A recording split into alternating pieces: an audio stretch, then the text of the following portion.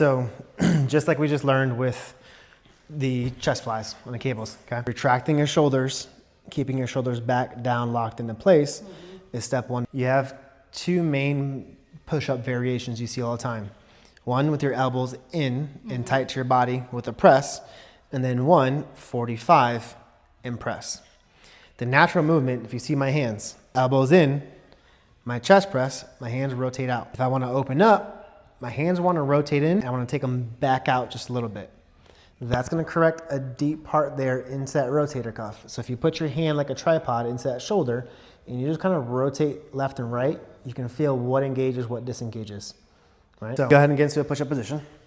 So from the ground, yep, it's the best place to be. So because you're aligned tight, close to the rib cage, you're going to dominate those triceps. What we want to do, your hands are stacked parallel to your chest, which is perfect. Come out just a little bit.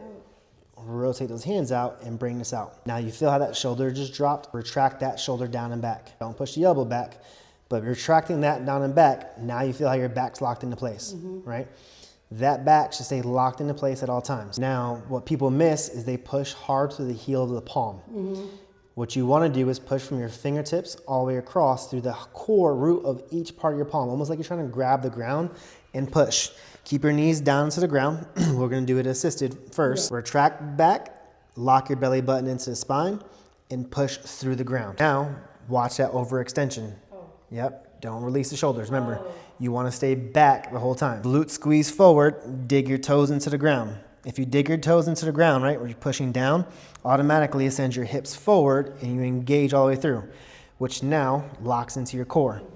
If you feel a round or a pinch, all you gotta need to do is pelvic tilt forward. So now that we're locked into place, slowly go down to your happy medium range of motion. Think about your chest, squeeze and engage your chest. Belly button stays tight to the spine, keep that nice and neutral. Shoulders, elbows to your knees. One more time, good. Feel a difference?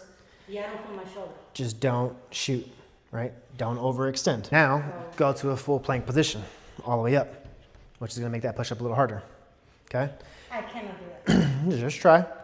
Elevate up, range of motion up to you. You don't have to go that far. Pelvic tilt forward, lock in, squeeze, squeeze, squeeze, squeeze. Yep, See what you just did? You pushed right through that shoulder. Shoulder blades down, keep your back locked in flat. Oh, so that was a mistake. Yep. Remember, we don't want to over push through. We want to just go back to that locked in rest position. Yep, squeeze and push. Oh. Don't overthink that shoulder, engage that chest. Oh, yes. So I do like this. Yep. Instead of just locking it. Yep. And not go through. Yes. So that stays in alignment, shoulder stays in alignment, hands rotate out, right? And you can feel, even if you go deep into your chest, you'll feel that engage, and then grab the ground, push through that chest. It was actually different because before I would feel my shoulder, and here I didn't feel it at all. It's a difference of, one, sometimes hands being tall, and two, if your hands are correct, allowing that shoulder to roll back and forth, which means the spine, shoulders, scap, everything is not locked into position. So you're telling me to go out a little more. So your standard push-up, right, is that 45 window. You never. My hands should be like this. Rotate it out just a little bit. Yep, 45. Right here. Yep. And then think about squeezing your chest, shoulders, hips, knees. Keep a beautiful line. Yep. Now squeeze in. Yep. Good. Yeah, that's. Normally I feel my, especially it's injured now, my shoulder too much, and now I did.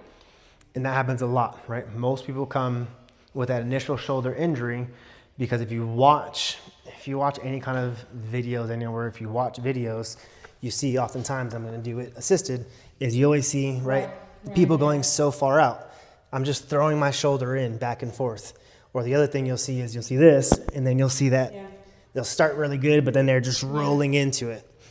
It damages a whole lot. So repetition overload of doing things incorrectly will cause repetitive damage. But then it's the same if I keep my elbows in the other one. That's the same, pretty much same thing. But now you'll feel those triceps help you push. But it's also like. So now squeeze into that rib cage. Now because you're squeezing tight into the rib cage, you should feel your lats lock into place. Those stay down and compressed, still squeezing through that palm, belly button tight to that spine, and now think tricep and think chest at the same time. It's hard. but now you have the engagement difference. Here, you can still rotate those palms out a little bit, especially if you're lifting in this part. Rotate those palms out, and then you'll get a little more flat surface into the ground. But now, shoulder doesn't work. Now shoulder doesn't hurt. Right. Crazy.